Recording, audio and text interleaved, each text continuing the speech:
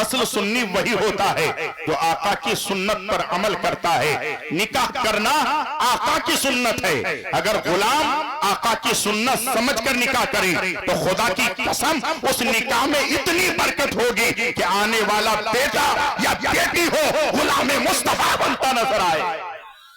شرط کیا ہے کہ ہم آقا کی سنت سمجھ کر نکاح کریں. اب میں نے خطبہ کے بعد قرآن کریم کی مشہور و معروف آیت مبارکہ کی تلاوت کرنے کا شرف حاصل کیا. رب قرآن میں فرماتا ہے ہن لباس لکم وانتم لباس لہن.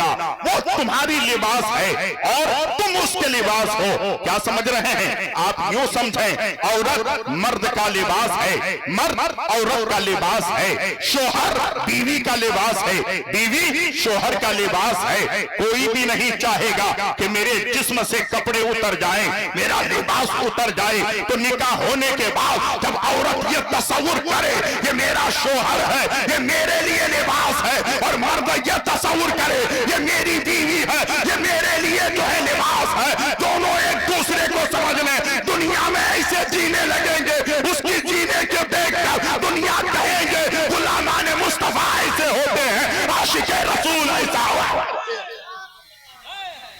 اس میں بیٹا آواز کھینچ لے, تھوڑی آواز بڑھا دو. ہن لباس لکم وانتم لباس لہن. نکاح آپ جانتے ہیں نکاح کیا ہے؟ آقا کی سنت ہے. یہ عربی لفظ ہے. نکاح کا مطلب ہے مل جانا.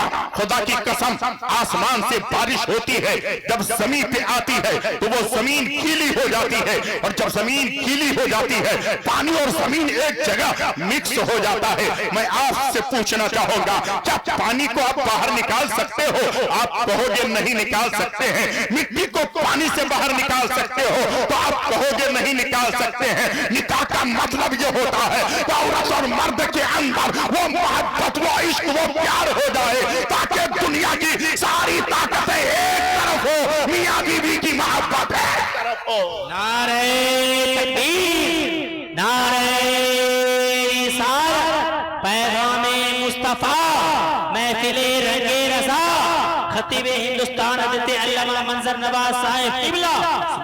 آج ہمارے معاشرے میں, آج ہماری سوسائٹی میں, آج ہمارے معاشرے کے اندر ہمارے کلچر بنے ہیں. بیٹے کی عمر 30 سال ہوگی, 35 سال کی ہوگی, اس کے بعد ہم نکاح کرائیں گے. کیونکہ ابھی تک وہ سیٹل نہیں ہوا ہے, ابھی کاروبار میں لگا نہیں ہے, پیسے کماتا نہیں ہے, نوکری ملی نہیں ہے, کمانے دھمانے کا دھندا نہیں ہے. اس لیے جب تک وہ اپنے آپ میں سیٹل نہیں ہوتا کسی کی بیٹی کو لا کر کریں گے کیا؟ میں کہتا ہوں رزق کا مالک تو ہے, رزق دینے والا تو ہے. نہیں, حضرت موسیٰ کلیم اللہ علی نبینا علیہ الصلوۃ والتسلیم کی قوم جب اللہ اکبر کہہ سالی پڑی تو موسیٰ کلیم اللہ علی نبینا علیہ الصلوۃ والتسلیم نے سوچا اب میری جو ہے قوم پھوکے مر جائے گی, کہہ سالی پڑ گئی ہے. رب نے فرمایا موسیٰ تیرے ہاتھ میں جو عصا ہے یہ عصا لے کر کے دے, سامنے پتھر ہے, اس پتھر پہ مار. حضرت موسیٰ کلیم اللہ نے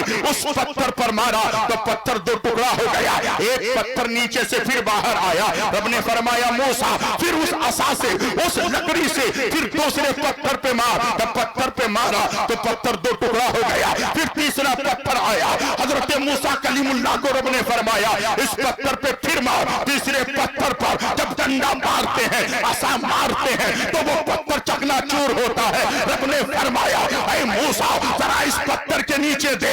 جب عمیق نظروں سے دیکھا تو ایک کیڑا نظر آیا, اس کیڑے کے منہ میں ہرا گھاس تھا. رب نے فرمایا میرا پیغمبر موسیٰ اگر 3 پتھر کے نیچے ایک کیڑے کے منہ میں میرا رب جو ہے ہرا گھاس دے سکتا ہے, اسے رزق دے سکتا ہے, تو اشرف المخلوقات ہے. تیرے جو ہے قوم کو, تیری امت کو تیرا رب رزق کیوں نہیں؟ فانفجرت من حسرة عشرة عينا قد علم كل اناس مشربه كلوا واشربوا من رزق الله ولا تعصوا في الارض مفسدين. حضرات محترم بھائی آواز کیوں کھینچ رہی ہے؟ آواز کھینچ رہی ہے, تھوڑا اس کو دیکھ کر کے چھوڑ دو. आवाज ना खींचे, दरूद पाक सुना। अल्लाहुम्मा सल्ली अला सय्यदिना मौलाना मौलाना मौलाना मुहम्मदिन बारिक वसल्लिम सल्लु अलैहि सलातु व सलामुन अलैका या रसूल अल्लाह सल्लल्लाहु तआला अलैहि वसल्लम। हजरात मोहतरम, आज माशरे के अंदर लोग कहते हैं कि जब तक सेटल नहीं होता है, जब तक हम उसकी शादी नहीं कराते हैं, जब तक वो कारोबार में ना लग जाए, जब तक हम उसकी शादी नहीं कराते। लेकिन क्या तुम्हें खबर है, क्या